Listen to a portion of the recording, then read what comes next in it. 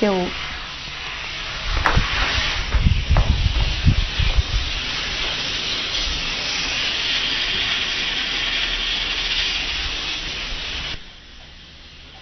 Você ouve o dia inteiro. E ouve mais um pouco. Você ouve música. Você ouve o Instagram. Você ouve o TikTok. Você ouve sua mãe. Você ouve seu pai. Você ouve o professor, o palestrante, o seu dirigente, o seu empregador. Tudo você ouve. E quando você está sozinho, você também ouve. Se você não está no celular, você ouve música. Se não está na música, você ouve alguma coisa. Mas nunca silêncio. Nunca silêncio. O silêncio pra mim é um sentimento. Tá em todo mundo. E ele é um encontro por si mesmo. Ele é o momento que você abandona o mundo, abandona o que tá fazendo barulho em volta, abandona todo o seu senso social e você fica numa sala consigo mesmo. E aí tudo fica em silêncio. Não por estar em silêncio, mas porque o silêncio significa que não tem nada em volta de você. Não tem pessoas na sua mente que vai te julgar. Ou se você entrar na sala ou em algum lugar que tem outra pessoa, você não vai pensar: ah, ela vai pensar isso de mim. Isso não existe nessa sala. E aí não tem nada. Aí de repente você começa a avistar algo que é muito ruim de chegar perto.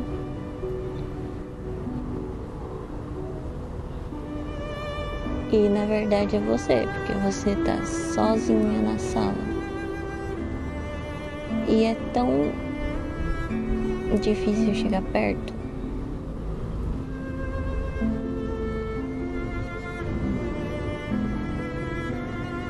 É abstrato. Clarice Lispector, em segundo Paixão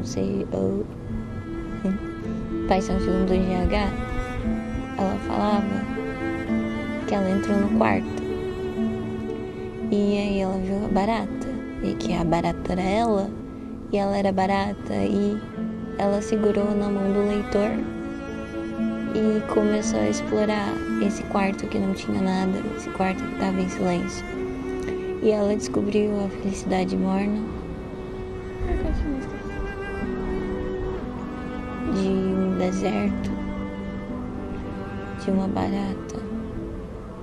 Pode ser difícil, não diria que é ruim, mas pode ser bem difícil. A primeira vez que eu senti o silêncio, eu descreveria como um mar morno. Depois eu descreveria como areia. Clarice descreveu em algum momento do livro, em muitos momentos do livro, como areia. E há pouco tempo atrás eu descreveria como liberdade. O silêncio pra mim são músicas específicas, o que é contraditório, ou o próprio silêncio. O silêncio pra mim é o chão e estar deitada no chão com um som morno e uma luz morna e nada ao redor. O silêncio pra mim são as árvores e o silêncio pra mim é o belo, ou o meu conceito de belo. Eu fui embora pra minha casa tá um pouco nostálgico, mas eu só olhava tudo e parecia que tudo tava parado. Parece que o mundo tinha parado. E eu comecei a me questionar se essa era eu. se essa sensação era minha.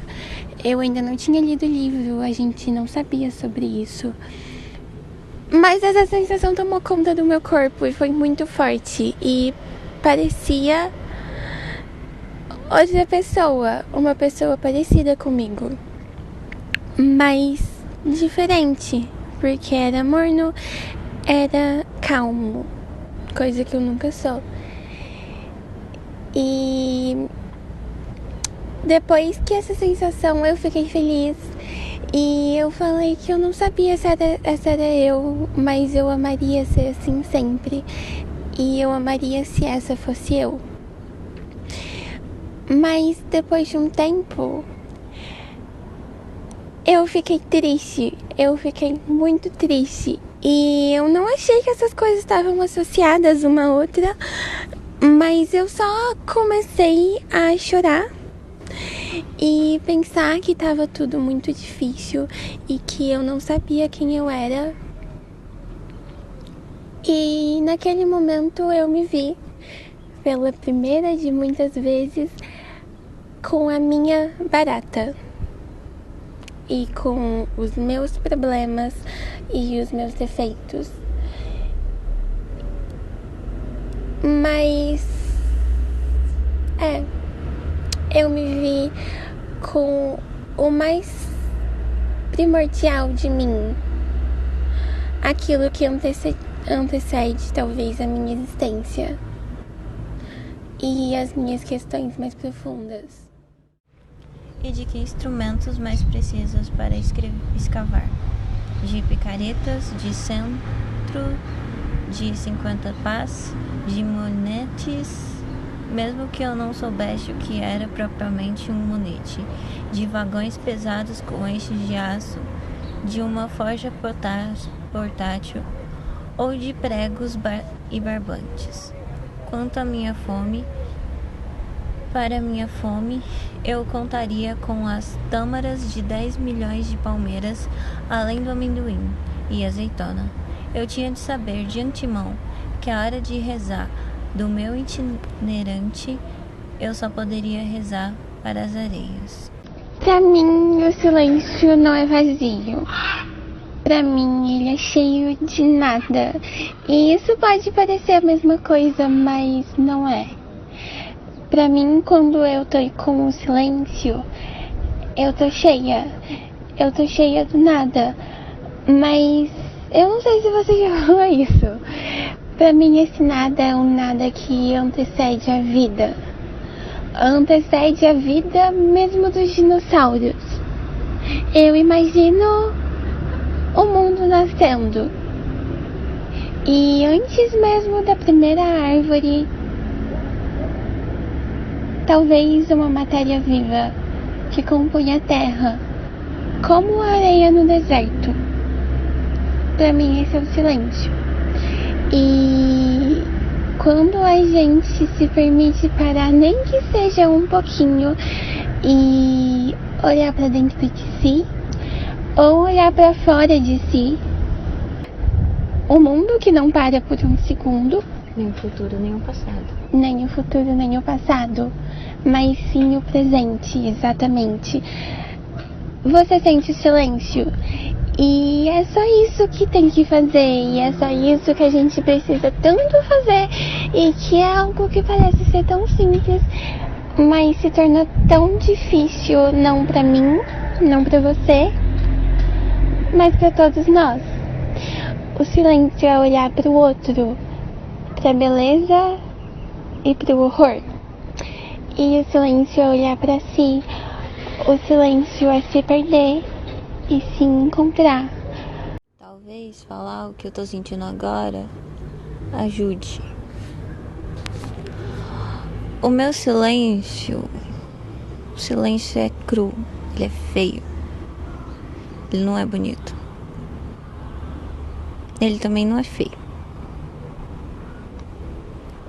Mas ele não é a casca da cebola de fora. É a carne do açougue que você corta e ela pinga sangue. Ele não é bonito de se ver e nem agradável de se ter. mas ele é o vazio que muitas das vezes faz alguém ir lá na loja e comprar um tênis, porque ela vai ter você, ela vai ter se ter no tênis, porque aquela marca vende não um tênis, mas um modo de ser. Agora, você, todo mundo dentro de si é carne, não é bonito. É puro e não de pureza de... É puro de intocável e sem defeitos em nada. É puro de... sem extensões e é assustador. É um buraco da humanidade que gera o capitalismo e muitas coisas assim. Você compra alguma coisa ou você adota algum estilo que aquilo te define e pronto. E na verdade não é isso. E por isso muitas vezes a gente foge do silêncio e de si mesmo.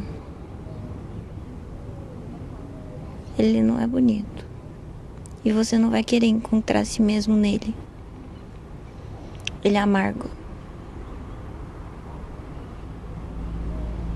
Mas é bom quando você encontra, porque vem uma felicidade que não é de sorriso no rosto. É uma felicidade quieta.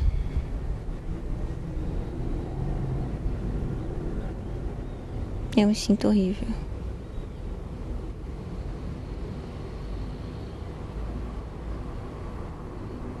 Extremamente horrível. Eu acho que o meu silêncio, o meu interno, esteja triste. E a vontade que eu tenho é de tirar tudo que eu tenho de fora. O meu cabelo, a minha pele.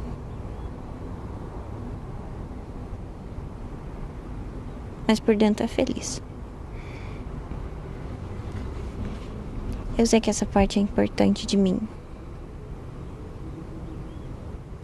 E eu sei que por trás de toda essa tristeza sempre vai ter algo bom e agradável.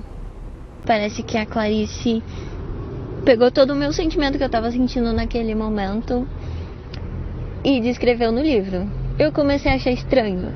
E quanto mais eu lia, mais profundo ela ia. E mais aquilo me tocava, porque era exatamente o que eu tava sentindo. E aí chegou o dia de discutir o livro. Só que quando eu fui discutir o livro, as pessoas começaram a falar da barata, porque a história da Clarice, do livro, né, da personagem do livro, entrando num quarto vazio, onde a empregada tinha ido embora, e começou a... Ela viu uma barata, ela tinha muito medo de barata, naturalmente, e ela começou a ver ela na barata. E a barata tava morrendo. E ela tava ali e parece que os olhos da barata refletiam ela mesma.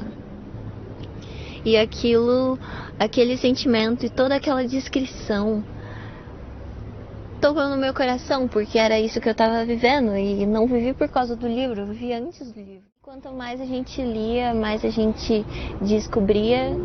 E de alguma forma a Clarice Lispector fez isso e eu descobri pelo livro, dessa parte que ela fala que esse sentimento que a gente está tentando apresentar, ele é como a base de tudo, o cru de tudo, e o primeiro de tudo é o nada, só que o nada não seria completamente vazio, o nada é preenchido do nada.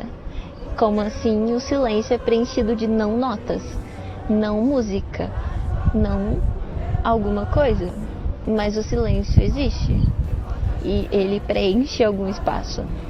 Então ela começou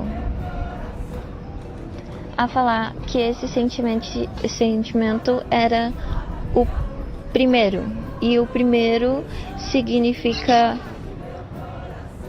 de alguma forma Deus, não sei. Ela falou de um Deus muito amplo, como se ela fosse tudo e ela não fosse nada.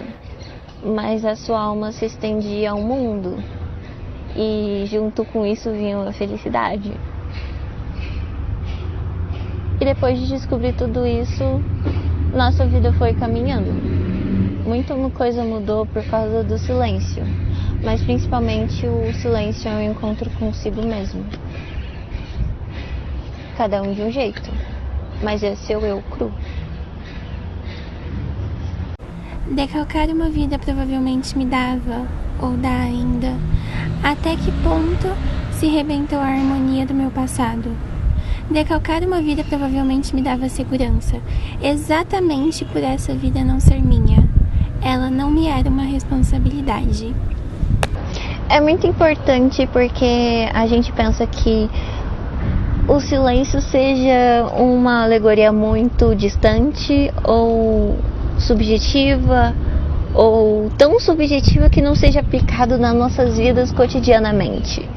Mas cada vez que eu vejo os problemas sociais que a gente tem hoje em dia, mas eu sinto que isso envolve muito o que as pessoas se descrevem como vazio. Um vazio existencial que às vezes bate. E às vezes você vai no shopping e compra uma roupa, não comprando aquele pedaço de tecido, que não importa muito, mas comprando a história que a loja vende. Porque você quer desesperadamente preencher esse vazio que está dentro de você. E eu acho que tem dois caminhos. O vazio está aqui. E ou você tenta sair e preencher, ou você mergulha no vazio. E aí você vai se encontrar no vazio. Mas é amargo mergulhar no vazio. Você se acaba perdendo em muitas coisas. E essa vontade de suprir esse vazio, eu acho que gera muitos problemas. Eu vejo muita gente se perdendo, não sendo o que é, e criando pessoas para ser, ou comprando coisas. As criações nunca são boas o suficiente. Mas o quê? As criações nunca são boas o suficiente. Ah, sim, as criações nunca são boas o suficientes. E aí alguma coisa preenche, e aí você vai pra outra coisa pra tentar preencher. Ou você procura outra pessoa pra tentar preencher, porque aquela pessoa não é mais o suficiente pra você preencher o seu próprio vazio. Tem muito vídeo na internet sobre, mas tem alguma parte nisso que não fala que se você mergulhar no vazio, você vai se encontrar. É bem subjetivo, mas acho que aplica a realidade. Todo mundo se esconde. E isso sempre atrapalha. Porque eu acho que esse é o ciclo da vida. E esse é o ciclo de todos. No qual a gente nasce e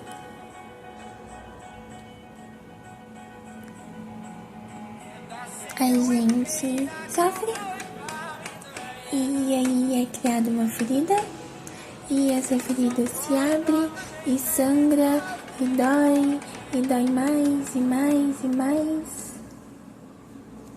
Aí não tem jeito, ninguém é perfeito e ninguém vai pegar e vai saber cuidar dessa ferida de início, até porque na maioria das vezes a gente é tão novo e tão fraco, ninguém de início tem força pra cuidar dessa ferida. E aí cada um encontra o seu modo. Tem gente que encontra modos menos piores pra esconder. Assim surgem nossos traços tóxicos. Mas até aí tudo bem, porque é mais fácil de se trabalhar. O problema é quando você se veste. Você vai lá e você se veste. muito disso é culpa do capitalismo e de toda essa sociedade acelerada.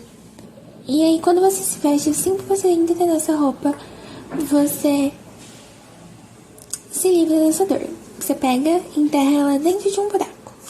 Mas quando você se desconecta dessa dor, primeiro que ela não para de doer. E segundo, você se desconecta de você também. Porque a dor é sua, né? A dor é você. E aí você para de ser você. E aí, se você se veste de ansiedade, você vai se tornar uma casa que você tem que limpar. E a casa vira você. Você vai se tornar um trabalho. E se você perde o trabalho, você perde tudo. Você vai se tornar uma droga. Você vai se tornar o sexo. Mas, pra mim, o pior de todos é o personagem. O qual, pra se encaixar, pra se livrar dessa dor, você vira alguém que você não é. Você replica essa dor em outras pessoas. Parece que você vira um monstro. Mas, vendo por cima, é tão mais fácil. É tão mais fácil você pegar e você esconder sua dor em uma roupa que tá na vitrine e que é igual a de todo mundo, porque a indústria cultural chegou num nível que nem se renovar, ela se renova mais. Ou é a gente, né? E aí, você agora encontra o silêncio. Ele não faz você se encontrar, não de imediato. Ele faz apenas algo muito grandioso. Você para e você olha. Você ganha o superpoder da visão. O superpoder de ficar no presente, de não estar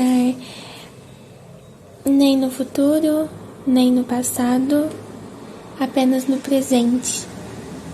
Olha ao seu redor e vê quantas pessoas de verdade estão no presente. Ninguém nunca tá no presente. Nunca. Pra estar no presente, a gente precisa estar com alguma daquelas drogas. Quando eu digo droga, pode ser uma roupa que tá na vitrine. Mas nunca no presente. Não sozinho. E o silêncio te dá esse desafio. Se torna fácil e se torna belo. Estar no presente. Você tem o superpoder de olhar pro mundo como ele é. O superpoder de olhar pra si como você é, como você se tornou. De olhar pro outro como o outro é, como o outro está. E assim você pode voltar naquela dor e cuidar dela. E finalmente ser você. Silêncio é o intervalo entre o pé do banho e o pé da cama. O silêncio é o intervalo entre a boca de sono. O silêncio é o intervalo entre alguns milésimos. Mas o silêncio nunca tá durante minutos. E esse silêncio eu senti. O silêncio de minutos. O silêncio de minutos e minutos. O silêncio de horas. O silêncio da carne. Que quanto mais em silêncio você fica, mais o silêncio tá, mais profundo fica. E você não quer entrar naquele profundo. Você abomina aquele profundo. se abomina.